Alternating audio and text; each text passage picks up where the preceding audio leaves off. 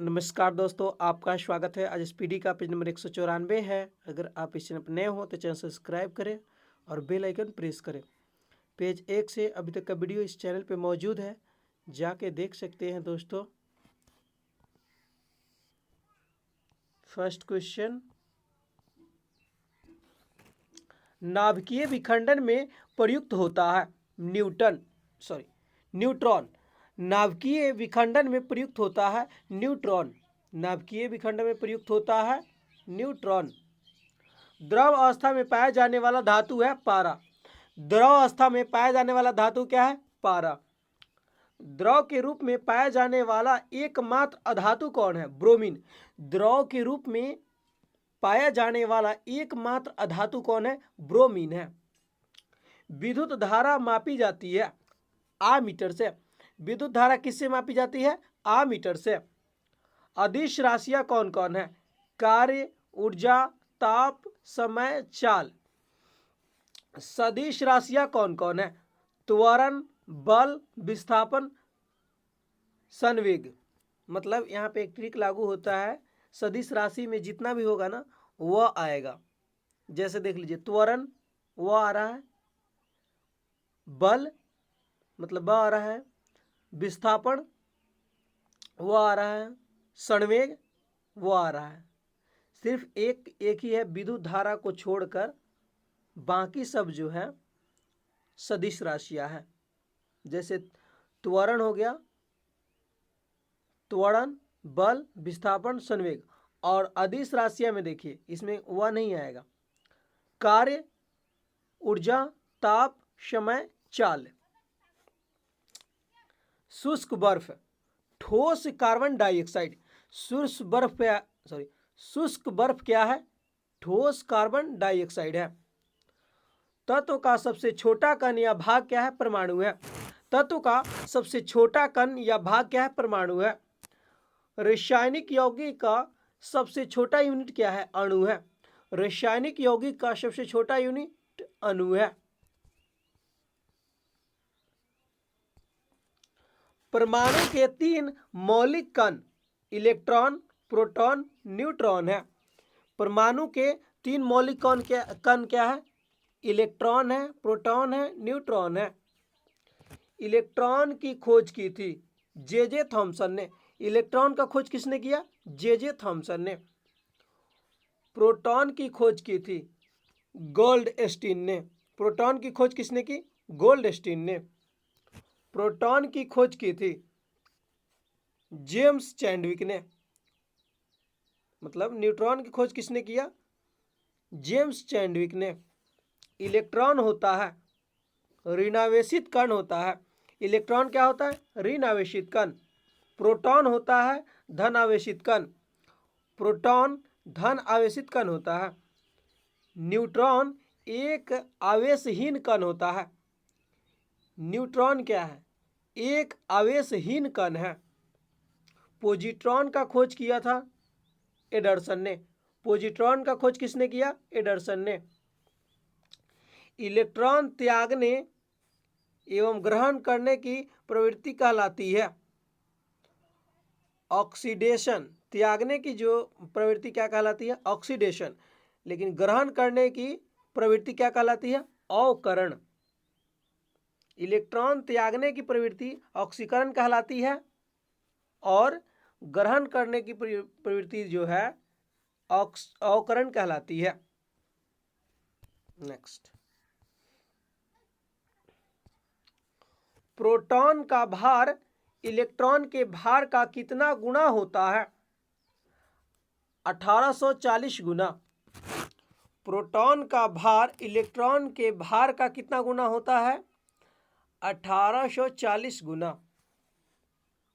वैद्युत अपघटन में ऑक्सीकरण होता है एनोड पर।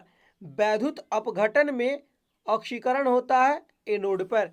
परमाणु के नाभिक का खोज किसने किया? रदरफोर्ड ने। परमाणु के नाभिक का खोज रदरफोर्ड ने किया।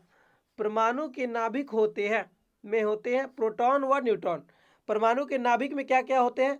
प्रोटॉन व न्यूट्रॉन होते हैं। एक तत्व के परमाणु में प्रोटॉन या इलेक्ट्रॉन की संख्या कहलाती है परमाणु संख्या। एक तत्व के परमाणु में प्रोटॉन या इलेक्ट्रॉन की संख्या क्या कहलाती है? परमाणु संख्या कहलाती है। ऐसे परमाणु जिनके परमाणु क्रमांक समान परंतु द्रव्यमान भिन्न भिन्न होती है क्या कहलाता है? समस्थानिक कहलाता है। ऐसे परमाणु जिनके परमाणु क्रमांक समान हो परंतु द्रव्यमान भिन्न भिन्न हो वह क्या कहलाता है? समस्थानिक कहलाता है। ऐसे परमाणु जिनकी द्रव्यमान संख्या समान परंतु परमाणु संख्या भिन्न भिन्न होती है क्या कहलाता है? समभारिक कहलाता है। मतलब ऐसे परमाणु जिनकी द्रव्यमान संख्या समान हो परंतु परमाणु संख्या भिन्न भिन्न होती है क्या कहलाती है? समभारिक। आधुनिक आवर्त सारणी प्रयुक्त किया मेंडलीफ ने। आधुनिक आवर्त सारणी किसने प्रयुक्त किया? मेंडलीफ ने। आवर्त सारणी के उदग्र तथा क्षैतिज स्तंभों को क्या कहते हैं? मतलब वर्ग। आवर्त सारणी के उदर्ग को क्या कहते हैं? वर्ग कहते हैं। आवर्त सारणी के क्षैतिज स्तंभों को क्या कहते हैं? आवर्त कहते हैं। आवर्त सारणी के उदर्ग को क्या कहते हैं? वर्ग, या इस ग्रुप भी बोल सकते हैं, लेकिन क्षैतिज स्तंभों को क्या कहते हैं? आवर्त कहते हैं। आवर्त सारणी का पहला तत्व क्या है? हाइड्रोजन। आवर्त सारणी का पहला तत्व हाइड्रोजन है। तत्वों का सबसे पहले वर्गीकरण किया डोब्रेनियर ने। तत्वों का सबसे पहले वर्गीकरण किसने किया? डोब्रेनियर ने। आधुनिक आवर्त सारणी में वर्गों तथा आवर्तों की कुल संख्या कितना है? आधुनिक आवर्त सारणी में वर्गों की संख्या 18, आवर्तों की संख्या 7 है। आधुनिक आवर्त सारणी में वर्गों की संख्या 18 है और आवर्त सारणी की कुल संख्या कितना है? 7 है। नॉन स्टिक बर्तन बने होते हैं टेफलॉन के। नॉन स्टिक बर्तन किसके बने होते हैं? टेफलॉन के बने होते हैं।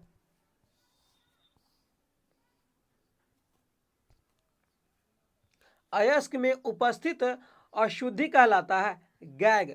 अयस्क में उपस्थित अशुद्धि क्या कहलाता है? गैग कहलाता है।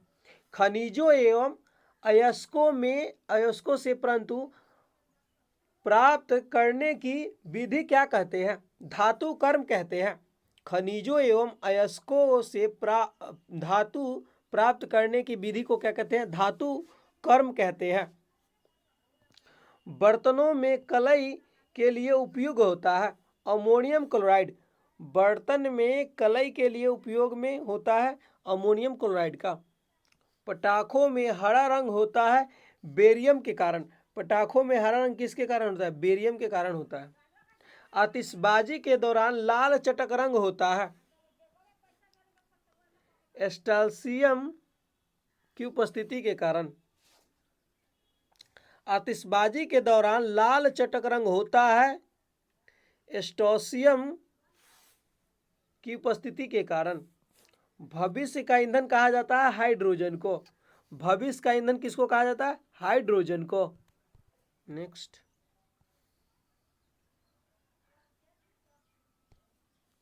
मार्स गैस कहलाता है मीथेन। मार्स गैस किसको कहते हैं? मीथेन को। नोबेल गैस कहलाता है हीलियम। नोबेल गैस किसको कहते हैं? हीलियम को। सर्वाधिक हल्की गैस कौन है? हल्की तत्व कौन है? हाइड्रोजन। सर्वाधिक हल्की गैस या तत्व क्या है?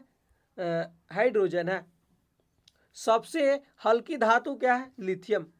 सबसे हल्की धातु जो है लिथियम है। सबसे भारी धातु क्या है? ऑस्मियम है। सबसे भारी धातु ऑस्मियम है। सबसे कठोर धातु प्लैटिनम है। सबसे कठोर धातु क्या है? प्लैटिनम है। सबसे कठोर पदार्थ क्या है? हीरा है। सबसे कठोर पदार्थ हीरा है। सर्वाधिक प्रत्यास्थ धातु होता है स्टील। सर्वाधिक प्रत्यास्थ धातु होता है स्टील। गुब्बारों तथा वायुयानों के टायरों में भरी जाती है हीलियम गैस। गुब्बारों तथा वायुयानों के टायरों में भरी जाती है हीलियम गैस। क्योंकि ये हल्की भी होती है। आंसू गैस कहते हैं क्लोरो एसिटोफिनॉन को। आंसू गैस किसको कहते हैं? क्लोरो एसिटोफिनॉन को। हंसने वाली गैस नाइट्रस ऑक्साइड N2O। हंसने वाली गैस कौन है? Nitrous oxide N2O। जल की अस्थायी कठोरता का कारण क्या है?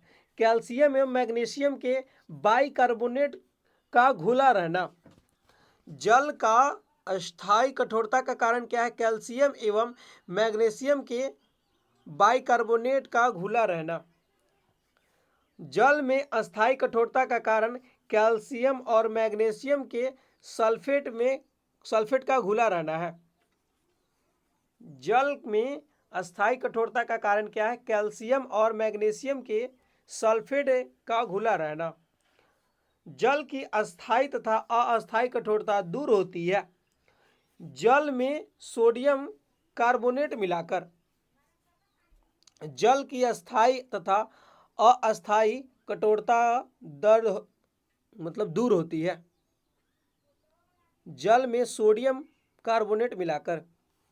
जल की अस्थायी तथा अस्थायी कठोरता दूर होती है जल में सोडियम कार्बोनेट मिलाकर। जल का शुद्ध रूप है वर्षा का जल। जल का शुद्ध रूप कौन है? वर्षा का जल। भारी जल यानी D2O अनुभार होता है 20। भारी जल का अनुभार कितना होता है? 20 होता है।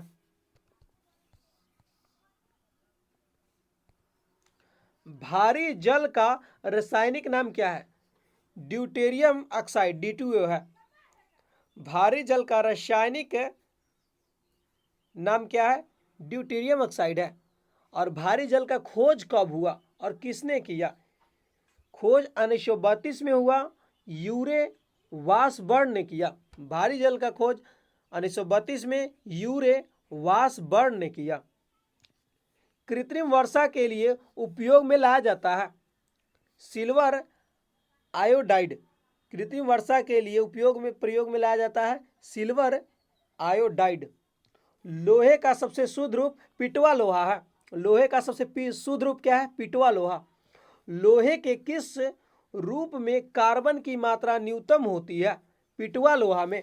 लोहे की किस रूप में कार्बन की मात्रा न्यूनतम होती है? पिटवा लोहा में। लौह की मात्रा सर्वाधिक होती है पालक के पत्तों में। हरी सब्जियों में लौह की मात्रा में सर्वाधिक होती है किस में? पालक के पत्तों में, हरी सब्जियों में। लोहे को जंग से बचाने के लिए चढ़ाई जाती है जिंक की परत गैल्वेनाइजिंग प्रक्रिया द्वारा। लोहे को जंग से बचाने के लिए क्या किया जाता है? जिंक की परत चढ़ाई जाती है गैल्वेनाइजिंग प्रक्रिया द्वारा। विद्युत एवं ऊष्मा का सर्वोत्तम चालक कौन है? विद्युत एवं ऊष्मा का सबसे अच्छा चालक चांदी है।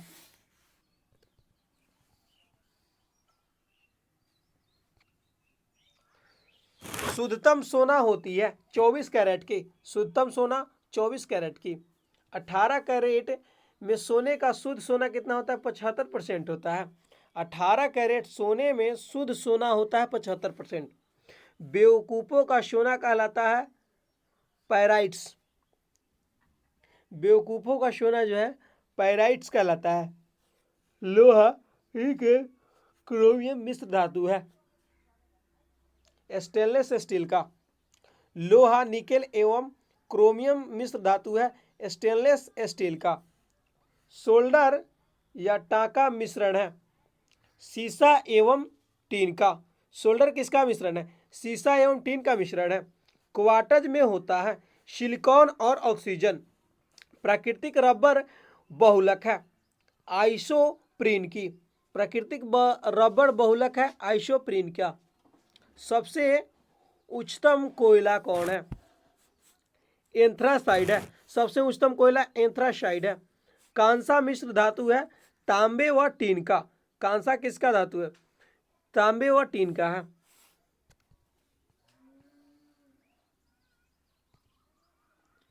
कच्चे फलों को पकाने के लिए प्रयोग किया जाता है? एथिलीन एवं एसिटिलीन गैस का। कच्चे फलों को पकाने के लिए प्रयोग किया जाता है एथिलीन एवं एसिटिलीन गैस का। लोहे को इस्पात में बदलने के लिए मिलाया जाता है निकेल धातु। लोहे को इस्पात में बदलने के लिए मिलाया जाता है निकेल धातु। कैमरा, दूरबीन के लेंस, विद्युत वाल्व तथा धूप चश्मा में प्रयोग होता है फ्लिंट कांच का। कैमरा, दूरबीन के लेंस, विद्युत वाल्व तथा धूप चश्मा में प्रयोग होता है फ्लिंट कांच का। पारा का प्रमुख अयस्क है शिनेबार। पारा का प्रमुख अयस्क क्या है? शिनेबार। कैल्शियम, पोटेशियम तथा कैडमियम का अयस्क है क्रमशः डोलोमाइट, नाइटर तथा ग्रीनोकाइट। मतलब कैल्शियम का अयस्क कौन है? डोलोमाइट है। पोटेशियम का अयस्क नाइटर है तथा कैडमियम का अयस्क जो है ग्रीनोकाइट है। बर्फ का द्रवनांक एवं हिमांक होता है 0 डिग्री सेल्सियस। बर्फ का द्रवनांक एवं हिमांक कितना होता है? 0 डिग्री सेल्सियस।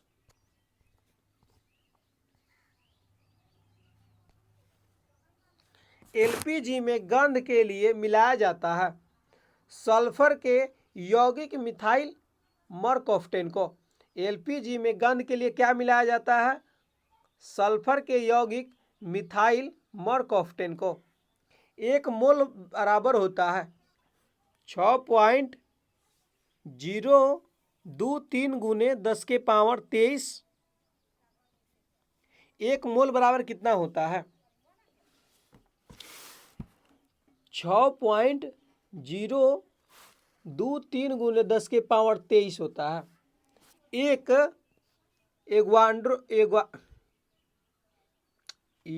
एवोगाड्रो संख्या बराबर होती है 6.023 गुने 10 के पावर 23। एक एवोगाड्रो संख्या क्या होती है? 6.023 गुने 10 के पावर 23 होता है। हीरा का अपेक्षित घनत्व तथा अपवर्तनांक होता है 2.2 और अपवर्तनांक जो है 2.417 होता है। मतलब हीरा का अपेक्षित घनत्व कितना होता है? 2.2। हीरा का अपेक्षित अपवर्तनांक कितना होता है? मतलब हीरा का अपवर्तनांक कितना होता है? 2.417 होता है। रिएक्टर में नियंत्रक छड़ के रूप में प्रयोग होता है कैडमियम या बोरॉन के छड़ का। रिएक्टर में नियंत्रक छड़ के रूप में प्रयोग होता है कैडमियम या बोरॉन की छड़ का। अर्धचालक का उदाहरण है कार्बन, सिलिकॉन, जर्मेनियम है। अर्धचालक पर ताप का क्या प्रभाव पड़ता है? ताप बढ़ने पर चालकता बढ़ती है और घटने पर घटती है। अतिचालक की प्रतिरोधकता होती है 0। सोडा वाटर विलयन है किसका? गैस द्रव का। अम्लों का राजा कहा जाता है H2SO4 को। अम्लों का राजा H2SO4 को कहते हैं। ठोस में ऊष्मा का संचरण होता है चालन विधि द्वारा। ठोस में ऊष्मा का संचरण होता है चालन विधि द्वारा। कान पर ध्वनि का प्रभाव कितना देर तक रहता है? 1/10 सेकेंड। मतलब हम किसी बात को किसी को बोलते हैं तो उसके कान पर कितना देर तक रहेगा? 1/10 सेकेंड। 1 सेकेंड का 10वां भाग तक रहता है। प्रतिध्वनि सुनने के लिए श्रोता एवं परावर्तक के बीच न्यूनतम दूरी कितना होना चाहिए? 17 मीटर होना चाहिए। मतलब प्रतिध्वनि सुनने के लिए मतलब श्रोता और प्रवर्तक मतलब सुनने वाला और बोलने वाला के बीच की दूरी कितना होना चाहिए? 17 मीटर होना चाहिए।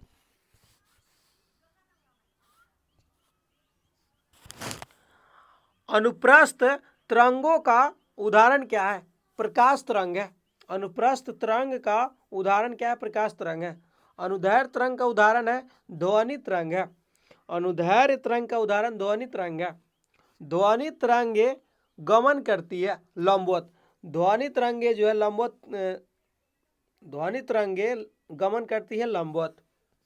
मनुष्य नहीं सुन सकता प्रश्रव्य तरंगे। मनुष्य क्या नहीं सुन सकता प्रश्रव्य तरंगे। सेकेंडी लोलक का आवर्तकाल है 2 सेकेंड। सेकेंडी लोलक का आवर्तकाल कितना है? 2 सेकेंड। मानव नेत्र को स्पष्ट दर्शन की न्यूनतम दूरी कितनी होनी चाहिए? 25 सेंटीमीटर। मानव नेत्र की स्पष्ट दर्शन की न्यूनतम दूरी 25 सेंटीमीटर। सामान्य आंख के लिए दूर बिंदु कितना होना चाहिए? अनंत। सामान्य आंख के लिए दूर बिंदु अनंत है। कैप्सूल का आवरण बना होता है स्टार्च का। कैप्सूल का आवरण स्टार्च का बना होता है। अंडे का आवरण बना होता है कैल्शियम कार्बोनेट का। अंडे का जो खोल है किसका बना होता है? कैल्शियम कार्बोनेट का। मानव मस्तिष्क तथा सिर का अध्ययन से संबंधित है फ्रेनोलॉजी। डिहाइड्रेशन से प्रायः कमी होती है सोडियम क्लोराइड का। डिहाइड्रेशन से प्रायः कमी किसकी होती है? सोडियम क्लोराइड का। वस्तु का भार अधिकतम होता है निर्वात में। कृत्रिम सिल्क कहलाता है रेयॉन। आम का वैज्ञानिक नाम क्या है? Mangifera indica. रेफ्रिजरेटर में जल को ठंडा करने के लिए प्रयोग किया जाता है किसका? अमोनिया गैस का। रेफ्रिजरेटर के आविष्कारक कौन है? James Harrison.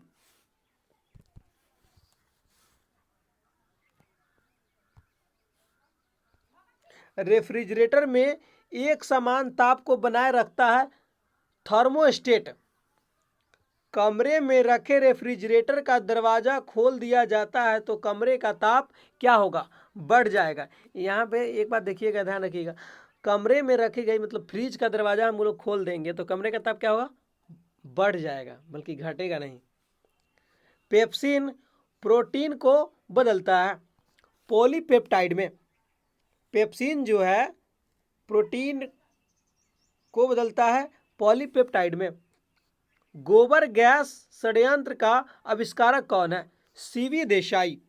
गोबर गैस जो है षड्यंत्र का आविष्कारक सीवी देसाई है।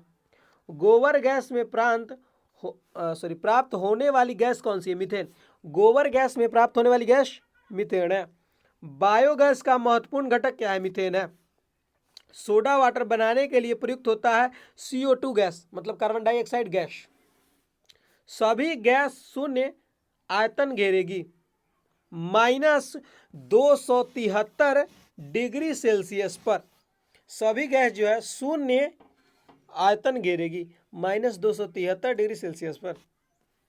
परम शून्य ताप का मान क्या होता है? -273.15 डिग्री सेल्सियस। परम शून्य ताप का मान कितना होता है? -273.15 डिग्री सेल्सियस।